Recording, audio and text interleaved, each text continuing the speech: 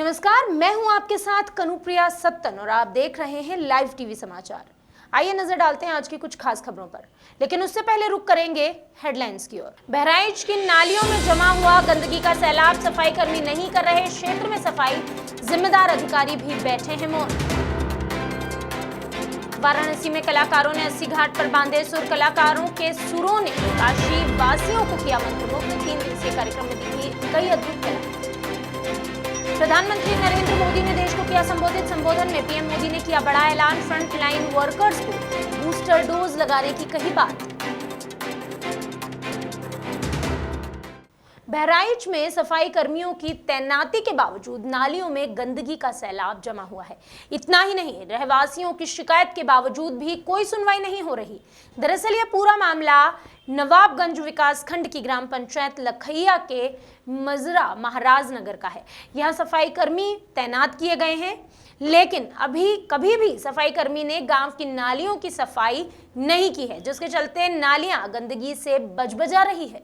ग्रामीणों की अगर माने तो नालियों की साफ सफाई ना होने से ग्राम पंचायतों की नालियां और गलियां दोनों ही गंदगी की मार झेल रही है। लोगों के मकानों के सामने गंदगी का अंबार लगा हुआ है, लेकिन जिम्मेदार अधिकारी शिकायत के बाद भी इस ओर ध्यान ही नहीं देते। इतना ही नहीं, जिम्मेदार अधिकारी फोन उठाना भी जरूरी नहीं समझते। अब देखना तो यह होगा कि आखिर कब इन रहवासियों को इस गंदगी से छुटकारा मिलेगा। बहराइच से शरद कुमार की रिपोर्ट। आपकी अमजद क्या परेशानी है? नाली साफ नहीं होता, गंदगी होता है, उससे बीमारी फैलत है। कितने दिन से नहीं आया साहब? अरे होगी 6 महीना। नाली सफाई नहीं होता, कीड़ा मकोड़ा सब गंदगी बहुत फैली। विकास खंड कौन सा लगता है? नवाबगंज। कभी मतलब सफाई करने हाँ, यहाँ पर नहीं आया है? जब से ये मतलब कितने दिन हो गया लगभग? अरे साल से ऊपर होता। सफाई कर्मी यहीं पे नहीं हाँ। किसके भी? बहराइच के पयागपुर थाना क्षेत्र से पेड़ काटने और उन्हें बेचने का एक मामला सामने आया है। सूत्रों की अगर माने तो ग्राम पंचायत बेलवा पदुम में सरकारी जमीन से आम, शीशम और नीम के कई हरे भरे पेड़ काट डाले हैं। बता दें कि इस मामले में ग्राम पंचायत के मोनू तिवारी का नाम सामने आ रहा है। दरअसल ग्राम प्रधान गायत्री देवी की शिकायत पर यह मामला उजागर हुआ। ग्राम प्रधान ने शिकायत दर्ज करते हुए बताया कि दबंगाई के चलते चोरी से पेड़ों को कटवाया जा रहा है और उन्हें बेचा भी जा रहा है। दूसरी तरफ इस मामले के उजागर होने के बाद ग्राम प्रधान गायत्री देवी और उनके पति गणेश प्रसाद को लगातार धमकियां मिलने लगी हैं। ऐसे में पुलिस विभाग से जांच की उम्मीद लगाई जा रही है।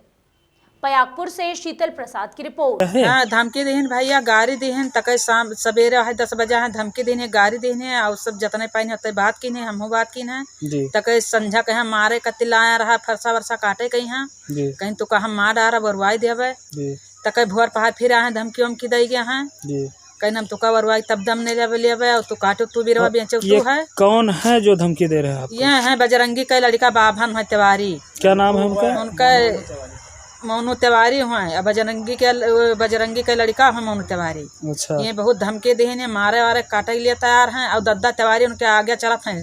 अच्छा। सपोर्ट उनके ज्यादा करत है। अच्छा। हाँ, ये पूरे परिवार है दद्दा तिवारी का लड़का में से पूरा सपोर्ट करत है। तो ये बताइए कैसे मामला हुआ है? ये जमीन किसकी है और कैसे जमीन है? ये सर चीरगाह का जमीन है जी। और ये जो पशु चीरे जाते हैं उसे सुरक्षित जमीन चीरगाह है। अच्छा। हाँ जी। तो ये पेड़ किसने कटाया? पेड़ कराया मोनू तिवारी ने। अच्छा, तो आपने रोका नहीं? नहीं, मैं जान नहीं पाया, मैं 2 रोज घर पे नहीं था, इसलिए मैं जान नहीं पाया। जब जान पाया तो प्रथम सूचना मैं लेखपाल को दिया। अच्छा। लेखपाल ने आके लकड़ी को रुकवाया, लेकिन वो भी नहीं माने, लकड़ी लदवा दी। लकड़ी बिक गई? हाँ, बिक गई। अब अच्छा। बिकी या क्या हुआ तो आपने तहरीर कर दिया थाने पे? हाँ, तहरीर दाना दिया, मुकदमा दर्ज हो गया है। अच्छा, FIR लिख गया? हाँ जी हाँ। और FIR लिखने के बाद में कोई धमकी उमकी मिली है? हमें 2 रोज धमकी मिली है सर। अच्छा, तो उसका FIR नहीं किया? उसका मैं एप्लीकेशन चौकी पे दिया हूँ, खुटियाना चौकी पे। तो वहाँ से कोई सुनवाई हुआ? कोई नहीं हुआ? सुनवाई हुआ है अभी तक, कोई इसका संज्ञान हमें नहीं आया है। पता लगा है कि हमें हम दे दिया और हमारी वाइफ को उन्होंने धमकी दिया। अच्छा, वाइफ को गाली भी दिया? हाँ, गाली, वो जबकि वाइफ भी प्रधान है यहाँ मेरी, गायत्री देवी। अच्छा। हाँ, उनको जासूची तो गालियाँ भी दिया है। आप चाहते क्या हैं? हम चाहते हैं कि ये सख्त से सजा मिले और ये जो हम इसके अंदर, इसको मैं नहीं जानता था, ये ग्राम समाज की जमीन सुरक्षा करने के लिए ग्राम प्रधान होता है। अच्छा। लेकिन मैं जब जानकारी हम अभाव के नाते में ये हुआ है कांड।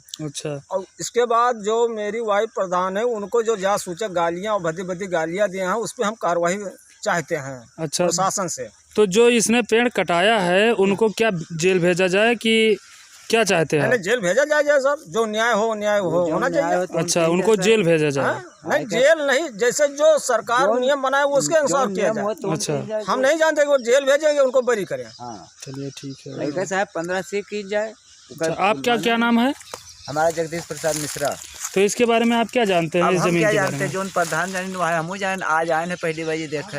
अच्छा, हम लोग खेत पाती बगल में है साहब, आगे हम तो- ना खेत देखे, अपन काम कराते हैं साहब, हमारे मिस्त्री लाग रहे हैं। अच्छा, चलिए ठीक है। अब ये इनका ये तो कहीं नहीं कि वो गलत कहीं जो इनके घरे में जाए गाली गुप्ता बक्किन, जैसे कोई गाली देने की चीज है अपना ही। क्या नाम है उनका जिन्होंने गाली दिया है? मोनू तिवारी। मोनू तिवारी। अपना ही चोरी करो और अपना ही डांटोगे दूसरे को। मैंने सही गलत किया है उन्होंने। अब ये अगर जो चले तो इनके बाद हम मारो करे कौन से तैयार हैं हम। शनिवार को बहराइच जिला में स्तरीय पड़ोस युवा संसद कार्यक्रम का आयोजन हुआ। बता दें, महाराज सिंह इंटर कॉलेज के परिसर में युवा कार्यक्रम और खेल मंत्रालय ने इस कार्यक्रम का आयोजन किया। नेहरू युवा केंद्र संगठन के तत्वाधान में इस कार्यक्रम को 4 सत्र में किया गया। कार्यक्रम में लघु संसद का भी आयोजन किया गया, जिसमें 15 से 29 साल के युवाओं ने भाग लिया और सरकार की नीतियों, शिक्षा, स्वास्थ्य, स्वरोजगार, कौशल सहित मतदान के मुद्दे पर अपने विचार रखे। इस दौरान कार्यक्रम में जनपद के जिलाधिकारी भी मौजूद रहे।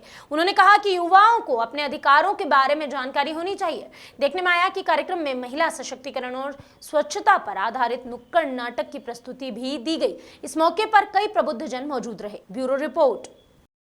भारत के प्रधानमंत्री नरेंद्र मोदी के संसदीय क्षेत्र वाराणसी में काशी विश्वनाथ धाम यात्रा के बैनर तले कलाकारों ने 80 घाट पर अपने सुरों से 4 चांद बिखेरे।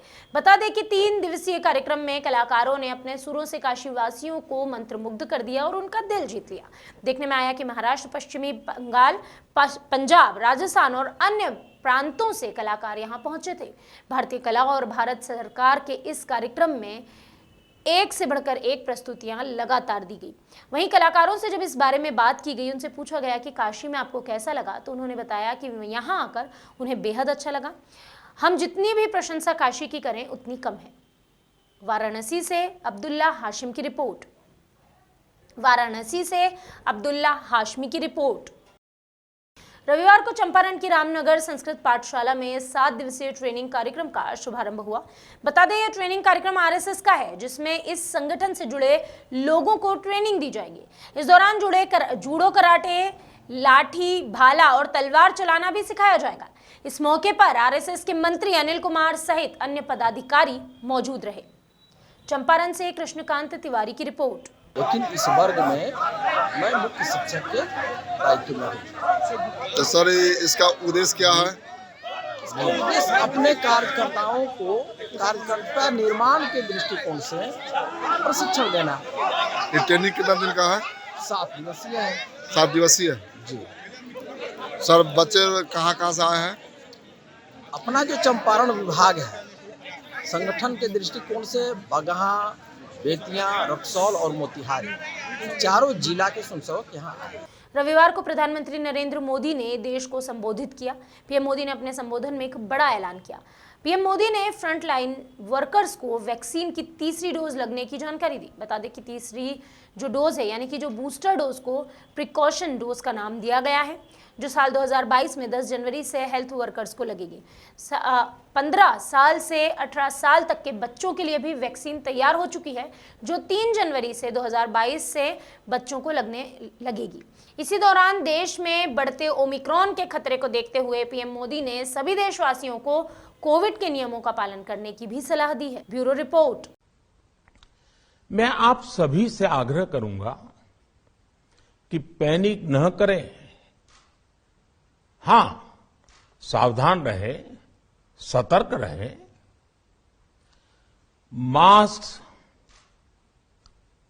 उसका भरपूर उपयोग करें और हाथों को थोड़ी थोड़ी देर पर धुलना, इन बातों को हमें भूलना नहीं है। आज जब वायरस म्यूटेट हो रहा है, तो हमारी चुनौतियों का सामना करने की ताकत और आत्मविश्वास भी मल्टीप्लाई हो रहा है।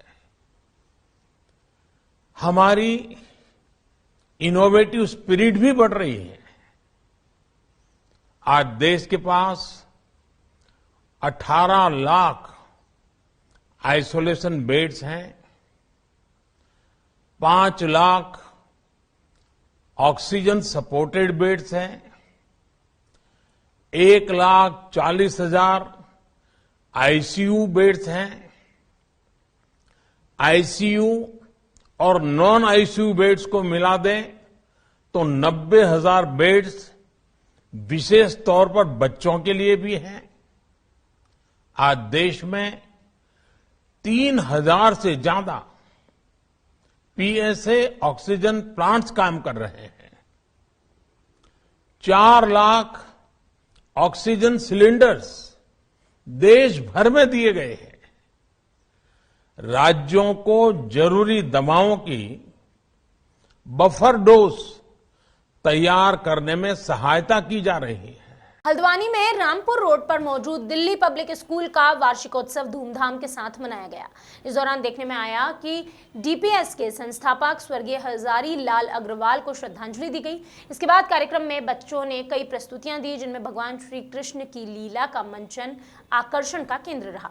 कृष्ण लीला के मंचन में बाल कलाकारों ने भगवान वासुदेव के जीवन के विभिन्न पक्षों को उकेरा, जिसकी लोगों ने खूब प्रशंसा की। वहीं कार्यक्रम में बच्चों ने नृत्य नाटिका के माध्यम से कोरोना काल में हताहत हुए लोगों की आत्मा की शांति की भी कामना की। इसके बाद डीपीएस के प्रोफेसर वाइस चेयरमैन विवेक अग्रवाल ने कहा कि गुणवत्तापूर्ण शिक्षा देने के उद्देश्य के लिए हम प्रतिबद्ध हैं। हल्द्वानी से रमाकांत पंत की रिपोर्ट। रविवार को सोनोली में नगर पालिका के अध्यक्ष प्रतिनिधि शिवम त्रिपाठी ने नगर के विभिन्न वार्डों का भ्रमण किया। इस दौरान उन्होंने साफ सफाई के साथ प्रधानमंत्री आवास योजना, पेंशन से जुड़ी योजना और अन्य विकास कार्यों का भी जायजा लिया। इसके साथ ही त्रिपाठी ने जनता से अपील की कि आसपास अपने जो कार्य हैं उन्हें देखते हुए आगामी चुनाव में अपना प्यार और आशीर्वाद बनाए रखिए। Bureau report. गोंडा जनपद में वीर प्रभा फाउंडेशन की संरक्षक और देवी पाटन मंडल की सुप्रसिद्ध स्त्री रोग विशेषज्ञ डॉक्टर नीलम तिवारी ने फाउंडेशन की संस्थापक जानवी तिवारी के साथ क्रिसमस का त्योहार मनाया। इस त्योहार को मनाने के लिए दोनों बड़गांव के क्षेत्र नाथनगर गांव पहुंची। यहां उच्च प्राथमिक विद्यालय में बच्चों के साथ खुशी खुशी इस त्योहार को मनाया गया।